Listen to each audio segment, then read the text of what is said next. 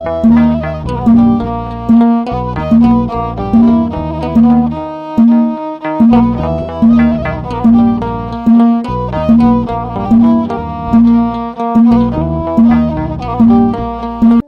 አብ ወወልድ ወመንፈስ ቅዱስ አሐዱ አምላክ አሜን። የተወደዳችሁ የልዑል እግዚአብሔር ቤተሰቦች የእናታችን የቅድስት ድንግል ማርያም የአስራት ቃል ኪዳን የበረከት ልጆች የጻድቃን የሰማዕታት ወዳጆች በወደደንና ባፈቀረን በልዑል እግዚአብሔር ፍጹም ሰላም እላችኋለሁ። እንደምን ዋላችሁ? እንደምን ለይሳ ደረሳችሁ? አሜን። እንደ ኃጢአታችንና እንደ በደላችን ብዛት ሳይሆን እንደ ምሕረትና እንደ ቸርነቱ ተመልክቶ እስከዚህ ሰዓት ያደረሰን የአባቶቻችን አምላክ ልዑል እግዚአብሔር ስሙ የተመሰገነ ይሁንልን። እርሱን ጠርተን እርሷን የማንተዋት ንጽሕተ ንጹሐን ቅድስተ ቅዱሳን ቅድስት እናታችን ድንግል ማርያም ዘላለማዊ ስሟ የተመሰገነ ይሁንልን። እንግዲህ እንደ እግዚአብሔር አምላካችን መልካምና በጎ ፍቃድ ዛሬ የምንማማረው ሰኔ 12 ቀን የገናናው መልአክ የሊቀ መልአኩ የቅዱስ ሚካኤልን ዓመታዊ ክብረ በዓል በታላቅ ድምቀት እናከብራለን። ይህንን ክብረ በዓል ስለምንድን ነው የምናከብረው? በዚህ ዕለት ምን የተደረገበት ዕለት ስለሆነን የሚለውን እንደ እግዚአብሔር አምላካችን መልካምና በጎ ፍቃድ ዛሬ አጠር አድርገን እንማማራለን። እንግዲህ የሚያስተምረን እግዚአብሔር ነው፣ የሚመክረን እግዚአብሔር ነው፣ የሚገስጸን እግዚአብሔር ነው። እርሱ በመካከላችን ተገኝቶ የጎደለውን አሟልቶ የተጣመመውን አቃንቶ በአፈ መላእክት አርሞ ያስተምረን፣ ይመክረን፣ ይገስጸን ዘንድ የእርሱ መልካምና በጎ ፍቃዱ ይሁንልን። የእናታችን የንጽሕተ ንጹሐን የቅድስተ ቅዱሳን የቅድስት እናታችን የድንግል ማርያም ምልጃ ተራዳይነቷ በረከቷ ሁሉ በሁላችን ላይ ይደርብን። እንግዲህ ወደ ዛሬ ትምህርታችን ስንገባ ታዲያ ሰኔ 12 ቀን የገናናው መልአክ የሊቀ መልአኩ የቅዱስ ሚካኤልን ዓመታዊ ክብረ በዓል በታላቅ ድምቀት እናከብራለን። ይህንን ክብረ በዓል ስለምንድን ነው የምናከብረው የሚለውን ከመመልከታችን አስቀድሞ የስሙ ትርጓሜ ምን ማለት ነው የሚለውን ልናውቅ ያስፈልጋልና ይህንን አጠር አድርገን እንመለከታለን። እንግዲህ ቅዱስ ሚካኤል ማለት ምን ማለት ነው ስንል ቅዱስ ማለት የተለየ የተመረጠ ማለት ነው። ሚካኤል ማለት ደግሞ በዕብራይስጥ ቋንቋ ሚ ማለት መኑ፣ ካ ማለት ከመ፣ ኤል ማለት ደግሞ አምላክ ማለት ነው። ኤል ማለት እግዚአብሔር ማለት ነው። የትኛውም የመላእክት ስም ላይ ኤል የሚል ስም ታገኛላችሁ። ኤል ማለት ደግሞ እግዚአብሔር ማለት ነው። ኤል ማለት ደግሞ አምላክ ማለት ነው። ገብርኤል፣ ሩፋኤል፣ ራጉኤል፣ ሚካኤል እያልን የትኛውንም የመላእክት ስም ስንጠራ ኤል የሚል ስም ታገኛላችሁ።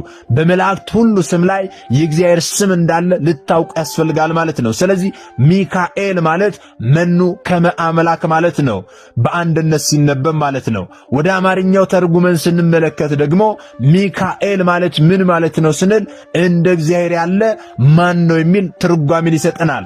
ይህም ስም ታዲያ የእግዚአብሔርን ገናናነትና እርሱን የሚመስል አምላክ እንደሌለ፣ እንደ እግዚአብሔር ያለ ቅዱስ፣ እንደ እግዚአብሔር ያለ ሩሩ፣ እንደ እግዚአብሔር ያለ ኃያል፣ እንደ እግዚአብሔር ያለ ረቂቅ ማንም እንደሌለ የሚያመላክት ታላቅ ስም ነው ማለት ነው። ስለዚህ ሚካኤል ማለት እንደ እግዚአብሔር ያለ ማን ነው የሚል ትርጓሜን ይሰጠናል ማለት ነው። ታዲያ ቅዱስ ሚካኤል ሌላ መጠሪያ ስሞችም አሉት። እነዚህ ስሞች ታዲያ ከእግዚአብሔር ዘንድ የተሰጠውን የባለሟልነት ክብር የሚገልጹ ናቸው። ገናናው መልአክ ሊቀ መልአኩ ቅዱስ ሚካኤል መልአከ ኃይል ይባላል፣ መጋቤ ብሉይ ይባላል፣ መልአከ ምክር ይባላል። ይህንንስ ስለምን ተባለ ስንል በመጀመሪያ ደረጃ መልአከ ኃይል የተባለው እግዚአብሔር በእርሱ አማካኝነት ታላላቅ ሥራዎችን በመስራት ኃይሉን ስለገለጠና ዲያብሎስን ስላሸነፈ ከነሰራዊቱ ስላሸነፋቸው መልአከ ኃይል ቅዱስ ሚካኤል ተብሏል ማለት ነው። መጋቤ ብሉይ የተባለበት ምክንያት ደግሞ በብሉይ ኪዳን ውስጥ ከእግዚአብሔር እየተላከ ብዙ ታላላቅ ሥራዎችን የሰራ በመሆኑ መጋቤ ብሉይ ተብሎ ይጠራል።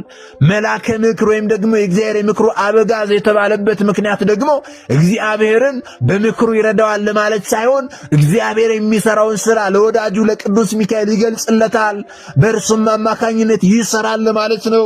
ስለዚህ ቅዱስ ሚካኤል እነዚህን መጠሪያ ስሞች አሉት ማለት ነው።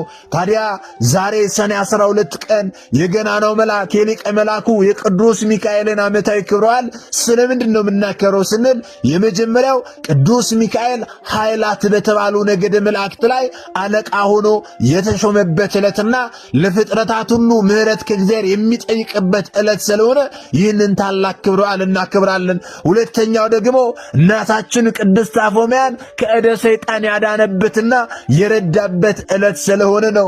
ሶስተኛው ደግሞ የሰማያውያን ሰራዊት አለቃ የሆነ ለሰው ሁሉ የሚራራና ስለ ሰው ልጆች ሳያቋርጥ ወደ ፈጣሪ የሚለምን ሩሩሁና ትሁቱ ኃያሉ መልአክ ቅዱስ ሚካኤል ባህራንን ከሞት ያዳነበት የሞቱን ደብዳቤ ወደ ሕይወት የቀየረበት ታላቅ ዕለት ነውና በዚህ ምክንያት ይህንን ክብረ በዓል እናከብራለን።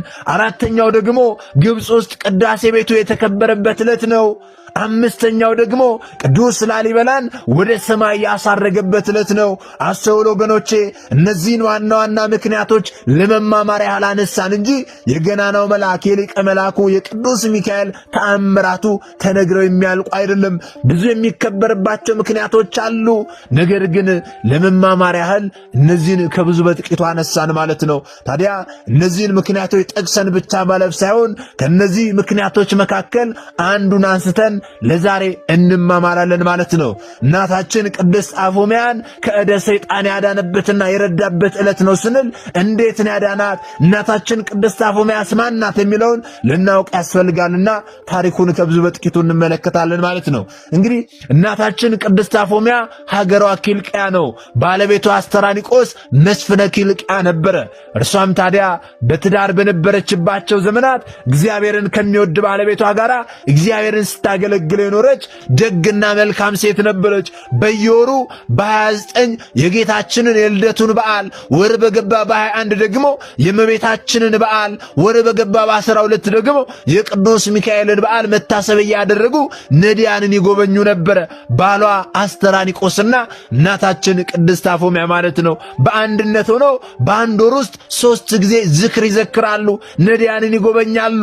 ወር በገባ በ21 ወር በገባ በ12 ወር በገባ በ29 ይህንን መልካም ሥራ ይሰሩ ነበረ። ታዲያ ባሏ አስተራኒቆስ ከዚህ ዓለም የሚያርፍበት ጊዜ እንደደረሰ ባወቀ ጊዜ ይሰጡት የነበረውን ምጽዋት የሶስቱን በዓላት መታሰቢያ ማድረግን እንዳታስታጉል ከአደራ ጭምር አዝዛት። ባሌ የለም ብለሽ የሚረዳኝ የሚደግፈኝ የለም ብለሽ ይህንን ዝክር እንዳታቆሚ፣ እንደውም እኔ ከሞትኩም በኋላ እጅጉን አብዝተሽ ልታደርግ ይገባል። እኔ አልደግፍሽ ይሆናል፣ ነገር ግን ቅዱስ ሚካኤል ይደግፍሻል። ከጎንሽ ሰው አይኖር ይሆናል፣ ነገር ግን ቅዱስ ሚካኤል ከጎንሽ አለ። ስለዚህ ባሌ ሞቷል ብለሽ ይህንን ዝክር እንዳታቆሚ፣ ይህንን መታሰቢያ እንዳታቆሚ፣ ነዳያንን መጎብኘት እንዳታቆሚ አደራ ብሎ አዘዛት። ይህንን ትእዛዝ በሚያዛት ጊዜ እናታችን ቅድስት አፎምያም ባለቤቷን አንድ ነገር ጠየቀችው። የቅዱስ ሚካኤልን ስዕል ያስልላት ዘንድ ጠየቀችው። የቅዱስ ሚካኤልን ስዕል አስልልኝ ብላ ጠየቀችው። እርሱም ታዲያ እርሷ እንደጠየቀችው የቅዱስ ሚካኤልን ስዕል አስሎ ሰጣት። በከበረ ቦታም የቅዱስ ሚካኤልን ስዕል አኖረችው። ወገኖቼ ታዲያ ባሏ አስተራኒቆስ ማረፈ። ባሏ አስተራኒቆስ ካረፈ በኋላ ያዘዛትን መንፈሳዊ ሥራ ከወትሮ አስበልጣ መስራት ጀመረች። ቀድሞ ከባለቤቷ ጋር ሳለች ስታደርግ ከነበረው በእጥፉ አብዝታ ማድረግን ጀመረች። ምጽዋትን እጅጉን አበዛች። ነዳያንን መጎብኘትን እጅጉን አበዛች። በጾም በጸሎት ተወስና ትኖር ጀመረች። ባሏ ታሞ ሞቶ ከሀብቷ ከንብረቷ እየሰጠች እየመጸወተች በጾም በጸሎት ተወስና ትኖር ነበር። ወገኖቼ ታዲያ የመልካም ነገር ሁሉ ተቃራኒ የሆነው ሰይጣን ዲያብሎስ እኛ በመልካም ነገር ስንተጋ እርሱ ደግሞ ከመልካም መንገዳችን ከመልካም ትጋታችን ዞር ሊያደርገን በብዙ ፈተናዎች ይፈትነናልና ሰይጣን ዲያብሎስ ለምቀኝነት አያርፍምና ደግ መነኩሴ መስሎ ወደ እናታችን ወደ ቅድስት አፎምያ መጣ። ወገኖቼ ልብ በሉ። ሰይጣን ዲያብሎስ ደግ መነኩሴ መስሎ አጋንንትን ደግሞ መነኮሳት አስመስሎ መጥቶ ከደጇ ሆኖ እናታችን ቅድስት አፎምያን አስጠራት። እርሷም ታዲያ በሯን ከፍታ ስትመለከት መነኮሳት መሰሏት። መነኮሳት ወደ ቤቷ የመጡ መስሏት ከቤት ገብታችሁ በቅዱስ ሚካኤል ስዕል ፊት ጸልዩልኝ አለቻቸው። በዚህ ጊዜ ሰይጣናቱ እንዲህ አሏት፣ እኛማ በነግህ ጸልየናል አሏት። ወይም ደግሞ እኛ በጧት ጸልየናል አሏት። ቀጥሎም ታዲያ ሰይጣን ዲያብሎስ እጅግ በሚያማምሩ ቃላት ሸንግሎ በሽንገላ ስታደርግ የነበረውን መልካም ሥራ እንድታቆም ያባበላት ጀመረ። እንዲህ አላት፣ እንደው አንቺ ግን ይህ ሁሉ ጾም ጸሎት ምን ያደርግልሻል? ሀብትሽን ሰተሽ መጨረስሽ ስለምንድን ነው? በዚያ ላይ አንቺ ስትደክሚ የሚደግፍሽ ስታረጅ ደግሞ የሚጦርሽ ልጅ የለሽም። ሁለተኛ ማግባት ኃጢአት መስሎሻልን? እነ አብርሃም እነ ዳዊት ከብዙ ሴቶች ብዙ ልጆችን ወልደው የለምን? አሁንም ላንቺ ቤት ሰሪ ጎመን ዘሪ ልጅ ያስፈልግሻልና ባላግቢ፣ እሺ በይም ብቻሽን አትሁኚ፣ እኔ ላንቺ አስቤ ነው እያለ ለእርሷ የተቆረቆረ አስመስሎ ከመልካም ተግባሯ ሊያስወጣት ብዙ የሽንገላ ቃላትን ደረደረላት።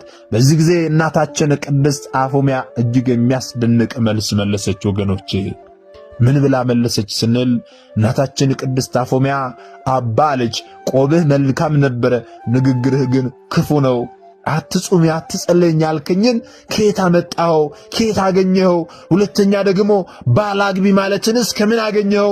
ርግቦች እንኳን ባሎቻቸው ከሞቱባቸው ከሌላው እንዳይቀርቡም ታዲያ ጥንት በንጽህና ሊኖር የተፈጠረ የሰው ልጅ ሁለተኛ አላግባም ቢል ዕዳ ፍዳ ሊሆንበት ነውን? ብላ ሞገተችው። ታዲያ የሰው ልጆች ጠላት የሆነው ሰይጣን ዲያብሎስም በመልካም አገልግሎት ስትበረታ አይቷታልና ዝም ብሎ ሊተዋት አልወደደም። ሌላ የሽንገላ ቃላትን ማቅረብ ጀመረ፣ መናገር ጀመረ። ነገር ግን ልትሰማው አልቻለችም። በመጀመሪያ ባል ሳታገባ መገልገሏን ትታ ሌላ ባል አግብታ ልጅ ወልዳ እንድትኖር ሸነገላት። በማባበል ጠየቃት። ይህንን አልቀበል ስትለው ደግሞ ባሏ መንግሥተ ሰማያትን ስለወረሰ ምንም ምጽዋት እንደማያስፈልገው ነገራት። እንደሆነ ባለቤትሽ ጸድቋል፣ መንግሥተ ሰማያትን ወርሷል። ስለዚህ ምጽዋት ምን ያደርግለታል? ስለዚህ ሀብት ንብረትሽን ስለምን ትጨርሻለች? ስለዚህ ተው፣ ይህንን አታድርጊ እያለ ይሸነግላት ጀመረ። እናታችን ቅድስት አፎምያ ግን ዳግመኛ ትዳር ላለመመስረት ቃል ኪዳን እንደገባች ርግብን አብነት አድርጋ እነርሱ እንኳን በሕይወት ዘመናቸው ከአንድ ባል ውጪ ሌላ ባል እንደማያውቁ በመጥቀስ ሐሳቡን እንደማትቀበለው ነገረችው። በዚህ ጊዜ ሰይጣን ዲያብሎስ መነኩሴ መስሎ ወደ እርሷ ቀርቦ በተለያየ ሽንገላ ቃላት እያባበለ ሐሳቧን ሊያስቀይራት ሞክሮ ነገር ግን አልሳካ ቢለው፣ አስመሳይ መሆኑ አላዋጣ ቢለው ማንነቱን ቀይሮ እናታችን ቅድስት አፎምያን ሊያንቃት ሞከረ። በዚህ ጊዜ እናታችን ቅድስት አፎምያ የእግዚአብሔርንና የቅዱስ ሚካኤልን ስም ጠርታ አባረረችው። በእውነት ክብር ለአምላካችን ይሁን። አዎ እርሱ ተመልሶ መጥቶ እንደሚያጠፋት ዝቶባት እንዳባራ በኖ እንደ ጢስ ተኖ ጠፋ። ዛሬም ሰይጣን ዲያብሎስ በተለያዩ መንገዶች ሊፈትነን ይመጣል ወገኖቼ። ያን ጊዜ ከአጠገባችን ብቻ አይደለም፣ ከአካባቢያችን ብቻ አይደለም፣ ከሕይወታችን ውስጥም ጭምር ብናደርገን፣ አዎ እንደ አቧራ በኖ እንደ ጢስ ተኖ እንዲጠፋ የምናደርገው የእግዚአብሔርን ስም በመጥራት ነው። ታዲያ በሰኔ 12 ቀን የቅዱስ ሚካኤልን መታሰቢያ እያዘጋጀች ሳለች ሰይጣን ዲያብሎስ ብርሃናዊ መልአክ መስሎ መጣ። የመላእክት አለቃ ቅዱስ ሚካኤል እንደሆነ ገልጾ የመጀመሪያውን የመሰለ ከንቱ ምክሩን አሰማምሮ አቀረበላት። ቀድሞ ሲሸነግላት ሲጎተጉታት የነበረውን ሐሳብ አሁን ደግሞ ቀየር አድርጎ አሰማምሮ ያንኑ ሐሳብ አቀረበላት። ሐሳቡንም ደግሞ የእግዚአብሔር ፍቃድና ሐሳብ እንደሆነ አድርጎ ለማሳመን ሞከረ።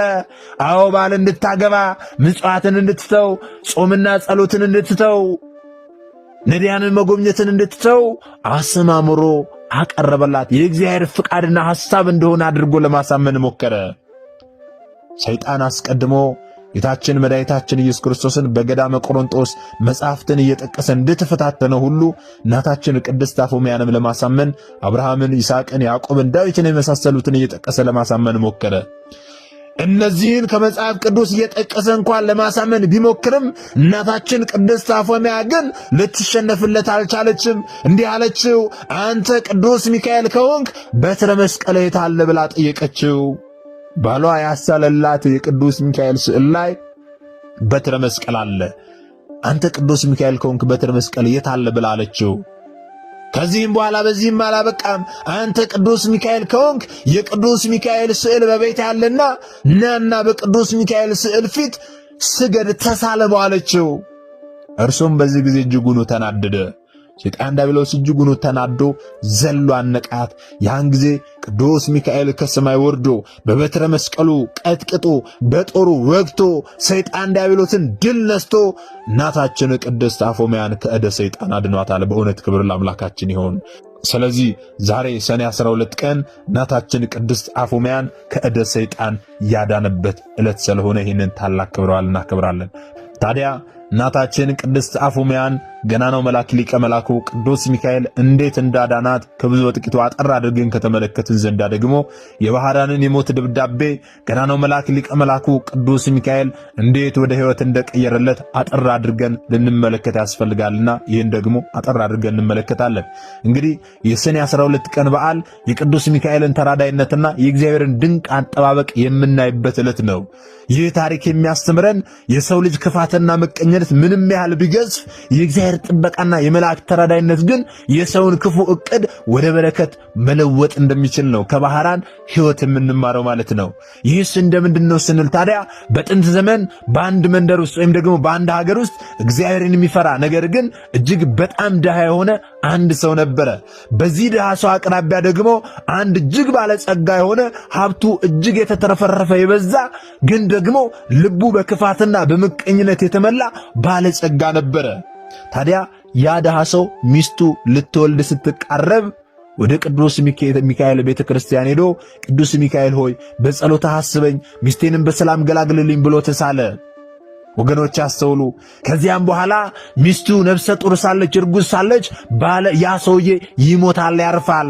እርሱ ከሞተ ካረፈ በኋላ ደግሞ ሚስቱ ብቻዋን በቤቷ ሳለች ከዕለታት በአንደኛው ቀን ይደርስና ምጡ ትወልዳለች። እርሷ ከወለደች በኋላ ገናናው መልአክ ሊቀ መላኩ ቅዱስ ሚካኤል በዚያ ቤት ይገለጥና ለሕፃኑ አንድ ምስራች ይናገራል።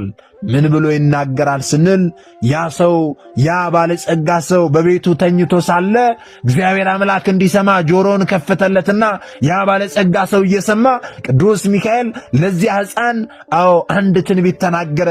ይህ ሕፃን የዚህን ክፉና ሐኬተኛ የሆነ ባለጸጋ ሀብት ንብረት እንዲሁም ደግሞ ልጆቹንም ጭምር ልጁንም ጭምር ይወርሳል ብሎ ተናገረ። በዚህ ጊዜ ያ ባለጸጋ ሰው እጅጉኑ ተበሳጨ። እንዴት ነው ልጄን የሚወርሰው? እንዴት ነው ሀብት ንብረቴን የሚወርሰው? ስለዚህ ይህንን ልጅ ልገድለው ያስፈልጋል ብሎ ለመግደል ብዙ ሙከራዎችን ያደርግ ነበረ። ወገኖቼ ብዙ ሙከራዎችን ያደርግ ነበረ። እግዚአብሔር የሰውን ልጅ የወደፊት ዕጣ ፈንታ አስቀድሞ ያውቃል። ክፉዎች እግዚአብሔርን ዕቅድ ለማደናቀፍ ቢነሱም እንኳን የፈጣሪ ፍቃድ ግን ሁልጊዜ ይፈጸማል። ወገኖቼ እግዚአብሔር አምላክ በቅዱስ ሚካኤል አማካኝነት ይህንን ነገር ተናገረ። ነገር ግን ይህንን የተናገረውን ነገር ያ ሀብታም ሰው ያ ባለጸጋ ሰው እንዴት ይሆናል ብሎ ያንን ሕፃን ልጅ ለመግደል ብዙ ሙከራዎችን ማድረግ ጀመረ። ባለጸጋው በማግስቱ በጠዋት ወደዚያ ወደ ድሃው ቤት ሄዶ ለእናትየው እንዲህ ይላት ጀመረ። እጅግ ድሃ ስለነበረች ይህንን ሕፃን እኔ አንድ ላቅቄ ተንከባክቤ አሳድገዋለሁ፣ ላንቺም ደግሞ ብዙ ወቄት ወርቅ እሰጥሻለሁ። ስለዚህ ልጅሽን ስጭኝ፣ እኔ የተንከባከብኩ ላሳድገው አላት። በዚህ ጊዜ እርሷም ከድህነቷ ከችግሯ አንጻር ለእርሷም ወርቅ ስለሚሰጣት ልጇንም ደግሞ በመልካም አስተዳደግ ያሳድግልኛል ብላ ልጇን አምና ሰጠችው። ባለጸጋው ታዲያ ሕፃኑን ይዞ እንደወጣ ከአንድ የብረት ሳጥን ውስጥ አኖረው። አንድ ብረት ሳጥን በቁመቱ ልክ አሰርቶ በዚያ ውስጥ ከከተተው በኋላ ሳጥኑን በጥንቃቄ ቆልፎ ማንም በማያየው ቦታ ላይ ጥልቅ ባህር ውስጥ ያንን ሕፃን ልጅ ጣለው። ባለጸጋው አሁን ሕፃኑ ሞተ፣ ሀብቴም አንዳች ሰው አያወርስብኝም፣ ስለዚህ ከአሁን በኋላ ምንም ነገር አያጋጥመኝም ብሎ እጅጉኑ ተደሰተ። ምክንያቱም ያንን ሕፃን ልጅ እንዳይከፈት አድርጎ የብረት ሳጥን ውስጥ አስገብቶ ቆልፎ በባህር ላይ ስለጣለው ሀብት ንብረቱ ሁሉ የተረፈለት መሰለው። ነገር ግን ወገኖቼ የባህር ፍጥረታትን የሚያዝ እግዚአብሔር አምላካችን ቅዱስ ሚካኤልን ላከው። ሳጥኑ ሳይሰጥምና ውሃ ሳይገባበት በባህሩ ሞገድ ላይ እየተንሳፈፈ ተጓዘ። ከብዙ ርቀት በኋላ በአንድ የቅዱስ ሚካኤል ቤተክርስቲያን አቅራቢያ ወደሚገኝ የባህር ዳርቻ ደረሰ። በዚያ አካባቢ በጎችና ከብቶች የሚጠብቅ አንድ ደግ እረኛ ነበርና እረኛው ሳጥኑን አይቶ ከባህሩ አወጣው። ቁልፉን ሰብሮ ሲከፍት እጅግ የሚያምርና መልከ መልካም ውብ የሆነ ሕፃን ልጅን አገኘ። እረኛው እጅጉኑ ተደሰተ፣ እጅጉኑ ደስ አለው። ልጅ አልነበረውምና ልጅ ስላገኘ እግዚአብሔር አምላክን አመሰገነ። እረኛው ይህ ከባህር የተገኘ እግዚአብሔር ስጦታ ነው በማለት ስሙን ባህራን ብሎ ሰየመለት። ወገኖች አስተውሉ። ባህራን ብሎ ሰየመለት። ከዚህ በኋላ በእረኛው ቤት በክብር በደስታ አደገ። ዕድሜውም 20 ዓመት ሞላው። ሰው በክፋት ሊጥለን ይችላል ወገኖቼ፣ እግዚአብሔር ግን በምህረቱ ያነሳናል። ክፎች ሊያሰጥሙን ወደ ባህር ሊጥሉን ይችላሉ። እግዚአብሔር አምላክ ግን ከክፉ ነገር ሁሉ ያድነናል። የእግዚአብሔር መልአክ ግን ያንን ባህር ማሻገር ይችላል፣ ያደርገዋል ወገኖቼ። ስለዚህ ምንም አይነት የክፋት ሥራ ወደ እናንተ ቢሰራ እንኳን እግዚአብሔርን ተማመኑ፣ ቅዱስ ሚካኤልን ጥሩት። ያን ጊዜ የትኛውንም አይነት ባህር የትኛውንም አይነት መከራ ትሻገራላችሁ ወገኖቼ።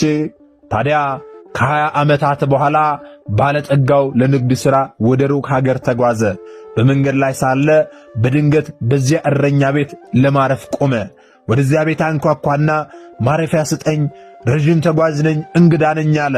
በዚያ ጊዜ ያ እረኛ ወደ ቤቱ አስገብቶ ያስተናግደው ያሳርፈው ዘንድ ጀመረ። በዚህ ጊዜ አንድ እጅግ መልካም የሆነ ቁመናው ያማረ ጠንካራ ወጣት ያየ ባለጸጋ ስምህ ማን ነው ብሎ ጠየቀው። ባህራን ብሎ መለሰለት። ከዚህ በኋላ እረኛውን ጠየቀው፣ ስለምን ባህራን ብለ ሰየምከው? ባህራን ማለት ነው ይህ ሕፃን ልጅ ያንተ ነውን ብሎ ጠየቀው። ባለጸጋው እረኛውን ይህ ጎበዝ ወጣት ልጅ ያንተ ነውን ብሎ ጠየቀው። እረኛውም ታዲያ እንዲህ ሲል መለሰለት፣ አይደለም አለ። ከዛሬ 20 ዓመታት በፊት ከዚህ ባህር ዳርቻ በብረት ሳጥን ውስጥ ተቆልፎበት አገኘሁት። ስለዚህ ከባህር ውስጥ ያገኘሁት የእግዚአብሔር ስጦታ ስለሆነ ስሙን ባህራን ብዬ ሰየምኩት ብሎ እውነታውን የተከናወነውን ነገር ሁሉ ነገረው። ባለጸጋውም ታዲያ ይህን ሲሰማ እጅጉን ደነገጠ። ያ የጣለው ሕፃን አለመሞቱንና ዕድሜው 20 እንደሞላ አወቀ። የልቡ ምቀኝነት ዳግም ተቀሰቀሰ። አሁን እንኳን ማረፍ አልፈለግም። እውነትም ሀብት ንብረቴን ይወርሳል። ስለዚህ አሁንም መግደል አለብኝ፣ ማጥፋት አለብኝ ብሎ ክፉ ሐሳብ አሁንም በአይምሮ አሰበ። ወገኖቼ ባለጠጋው ባህራንን ጠርቶ እንዲህ አለው፣ ልጄ ሆይ እኔ እዚህ ስራ አለብኝ፣ ወደ ቤቴ መመለስ አልቻልኩም። ስለዚህ ይህንን ደብዳቤ ይዘ ወደ ቤቴ ሂድ፣ ለሚስቴና ለቤቴ ሹም ስጥልኝ ብሎ አንድ ደብዳቤ አስይዞ ባህራንን ላከው። ባህራንም ታዲያ በቅንነት እሺ ጌታዬ ብሎ ደብዳቤውን ተቀበለ። ነገር ግን ወገኖቼ ደብዳቤው የሞት መልእክት ነበረ። በውስጡ የተጻፈው ደብዳቤ ይህ ደብዳቤ በእጃችሁ እንደደረሰ ይህንን ደብዳቤ ይዞ የመጣውን ወጣት ወዲያውኑ ግደሉት ብሎ ጥልቅ ጉድጓድ ውስጥ ጣሉት ብሎ አስክሬኑ እንዳይታወቅ አጥፉት ብሎ ይህንን መልእክት ነው የጻፈውና የላከው። ይህንን መልእክት ከጻፈ በኋላ እነርሱ በሚተዋወቁበት ምልክት የእርሱን የባለጸጋውን ምልክት በዚያ ደብዳቤ ላይ አኖረበትና ባህራንን ላከው።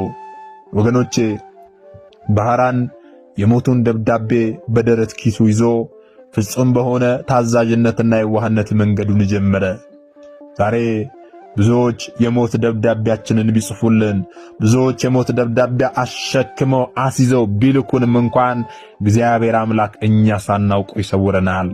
ገናናው መልአክ ሊቀ መልአኩ ቅዱስ ሚካኤል ይደርስልናል። ወገኖቼ ዛሬ ብዙዎቻችን የሞት ጉድጓድ እየተደገሰልን ሊሆን ይችላል። ነገር ግን ቅዱስ ሚካኤል ከክፉ ሁሉ ይጠብቀናል። ወገኖቼ ታዲያ ባህራን የሞት ደብዳቤውን ተሸክሞ በፍጹም ታዛዥነትና በየዋህነት መንገዱን መጓዝ ጀመረ። ባህራን በመንገድ ላይ ሳለ ታዲያ ሰኔ 12 ቀን ላይ እጅግ ስለደከመውና ስለ ፀሐዩ ግለት ከአንድ ትልቅ ዛፍ ስር አረፍ አለ። በዚያ ጊዜ ገናናው መልአክ ሊቀ መላእክት ቅዱስ ሚካኤል ተገለጸለት። አረፍ ብሎ ሳለ ቅዱስ ሚካኤል የንጉሥ የጦር መኮንን መስሎ በነጭ ፈረስ ላይ ተቀምጦ በታላቅ ግርማ ተገለጠለት። ባህራንንም ታዲያ ከእንቅልፉ ቀሰቀሰው። ባህራን አረፍ ብሎ ሸለብ አድርጎት ስለነበረ ከእንቅልፉ ሲነሳ ቅዱስ ሚካኤል እንዲህ አለው፣ አንተ ወጣት የት ነው የምትሄደው? ያስከውስ ደብዳቤ ምንድነው አለው። ባህራንም ታዲያ ጌታዬ ሆይ አለ፣ አንድ ባለጸጋ የሰጠኝ ደብዳቤ ነው፣ ወደ ቤተሰቦቹ እንዳደርስለት ይህንን ደብዳቤ አደርስልኝ ብሎኝ እርሱን ላደርስ እየሄድኩ ነው ብሎ መለሰለት። ቅዱስ ሚካኤል የተገለጠለት በአንድ የጦር መኮንን አምሳል ሆኖ ስለሆነ በነጭ ፈረስ ላይ ተቀምጦ ሲጠይቀው የጠየቀውን ነገር ፈርቶ እውነታውን ተናገረ። ደብዳቤ ሊያደርስ እየሄደ እንደሆነ ማለት ነው። ቅዱስ ሚካኤልም ታዲያ ደብዳቤውን ከባህራን እጅ ተቀበለ። ያንን የሞትና የደም መልእክት በመለኮታዊ ስልጣን ደመሰሰው። በምትኩም ደግሞ የሚያስደንቅ አጻጻፍ እንዲህ ብሎ ጻፈለት። እኔ ባለጸጋው ነኝ። አዎ እኔ ይህንን ደብዳቤ የምጽፍላችሁ ትእዛዜን እንድታደርጉ ነው። ይህ ደብዳቤ በደረሳችሁ ጊዜ ይህንን ደብዳቤ ያመጣውን ወጣት ባህራንን ውድ ልጄን አጋቡት። የሰርጉንም በዓል ለ40 ቀን ታላቅ ድግስ ደግሳችሁ አክብሩ። ሀብቴን፣ ንብረቴን፣ የወርቅ የብር ግምጃ ቤቴን ሁሉ አውርሱት፣ በቤቴም ላይ ሹም አድርጉት ብሎ ቅዱስ ሚካኤል የሞቱን ደብዳቤ ወደ ሕይወት ቀየረ። ወገኖቼ ቅዱስ ሚካኤል ደብዳቤውን እንዲህ አድርጎ ከቀየረለት በኋላ እንደነበረ አትሞ ለባህራን ሰጠው። አሁንም ፈጥነ ሂድ መልእክቱን አድርስ ብሎ ቅዱስ ሚካኤል የሞቱን ደብዳቤ ወደ ሕይወት ከቀየረ በኋላ ሸኘው። ወገኖች ያስተውሉ። የሰው ልጅ በክፋት ይሞት ብሎ ሲፈርምብን እግዚአብሔርና መላእክቱ ግን ያንን የሞት ደብዳቤ ቀደው የሕይወትና የበረከት ደብዳቤ ጽፉልናል። ባህራን ወደ ባለጸጋው ቤት ደረሰ። ደብዳቤውን ለባለጸጋው ሚስትና ለሹማምንቱ ሰጠ። የባለጸጋው ሚስት የባሏን ማኅተምና ጽሕፈት ስታይ ቅንጣት ጥርጣሬ አልገባትም። ወዲያውኑ ታላቅ ሰርግ ተዘጋጀ። የባለጸጋው መልከ መልካም ልጅ የተባለችውን ዳሩለት። ሀብቱን፣ ንብረቱን፣ ቤቱን ሁሉ ለባህራን ሰጡት። በመላው ሀገሪቱም ታላቅ ደስታና እልልታ ሆነ። ወገኖቼ ከጥቂት ቀናት በኋላ ታዲያ ያ ባለጸጋ ልጁ ሞቶልኛል ብሎ ሀብቴም ድኗል ብሎ በኩራት ወደ ቤቱ ሲመለስ ሳለ ወደ ቤቱ ሲቃረብ እጅግ ደስ የሚያሰኝ የሰርግ ድግስ መስማት ጀመረ። ከቤቱ የሰርግ ጩኸትና የደስታ ዘፈን ይሰማል። በዚህ ጊዜ በጣም ገርሞት ሰዎችን ጠራና ጠየቀ። ይህ ምንድነው? በቤቴስ ምን እየተደረገ ነው ብሎ ጠየቀ። በዚህ ጊዜ በቦታው የነበሩ ሰዎች ጌታ ሆይ አሉት፣ አንተ በላከው ደብዳቤ መሰረት ያ የመጣው ወጣት ልጅህን አግብቷታል፣ ሀብት ንብረትህን ሁሉ ወርሷል። ዛሬ በቤትህ ላይ ጌታ ሆኗል። አንተ አድርጉ እንዳልክ ሁሉም ነገር ተደርጓል ብለው መለሱለት። ባለጸጋው ይህንን ነገር ሲሰማ በድንጋጤ በታላቅ ቁጣ ከፈረስ ላይ ወድቆ ወዲያውኑ ሞተ። ወገኖቼ ከድንጋጤ የተነሳ ወዲያውኑ ከፈረሱ ላይ ወድቆ ሕይወቱ አለፈ። ባህራንና ሚስቱ እግዚአብሔርን እያመሰገኑ ለነዳያን እየመጸወቱ በቅዱስ ሚካኤል ተራዳይነት በሰላምና በበረከት መኖር ጀመሩ። ወገኖቼ ስለዚህ የባህራንን የሞት ደብዳቤ በዛሬቱ ዕለት ሰኔ 12 ቀን ወደ ሕይወት የቀየረ ገናናው መልአክ ሊቀ መላኩ ቅዱስ ሚካኤል ዛሬም የሁላችንንም የሞት ደብዳቤ ወደ ሕይወት ይቀየርልን። ከዚህ ትምህርት የምንማረው ምንድነው ካለን የምቀኝነት ፍጻሜ ውድቀት እንደሆነ ነው። ያ ባለጸጋ በምቀኝነት የሰው ልጅ ሊያጠፋ ተነሳ፣ ፍጻሜው ግን የራሱ መጥፋት ሆነ። ወገኖቼ ሌላ ደግሞ የምንማረው ምንድነው ስንል የእግዚአብሔር ጥበቃ ፍጹም እንደሆነ ነው። ባህራን በባህር ውስጥም ተጥሎ ሳለ የሞት ደብዳቤ ይዞ ሲጓዝም ሳለ እግዚአብሔር ይጠብቀው ነበረ። ወገኖቼ እኛ ሳናውቀው እግዚአብሔር ከመከራ ሁሉ ያድነናል፣ ይሰውረናል። ሌላው ምንድነው የምንማረው ስንል የቅዱስ ሚካኤልን ተራዳኢነት ነው። ቅዱስ ሚካኤል የሞትን መንገድ ወደ ሕይወት፣ የለቅሶን መንገድ ደግሞ ወደ ሰርግ እንዲሁም ደግሞ ወደ ደስታ የለወጠ ታላቅ መልአክ ነው።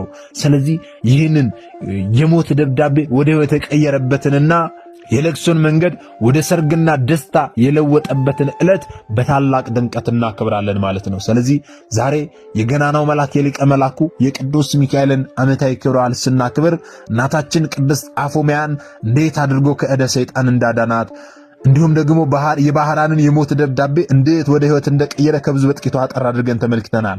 ዛሬ ገናናው መልአክ ሊቀ መልአኩ ቅዱስ ሚካኤል ኃይላት በተባሉ ነገደ መላእክት ላይ አለቃ ሆኖ የተሾመበትና ለሰው ልጆች ሁሉ ከእግዚአብሔር ምሕረት የሚጠይቅበት ዕለት ነውና ሁላችንም ገናናው መልአክ ሊቀ መልአኩ ቅዱስ ሚካኤል በዕለተ ቀኑ ከእግዚአብሔር ዘንድ ምሕረትን ይቅርታን ያሰጠን ዘንድ ልንማጸን ያስፈልጋል።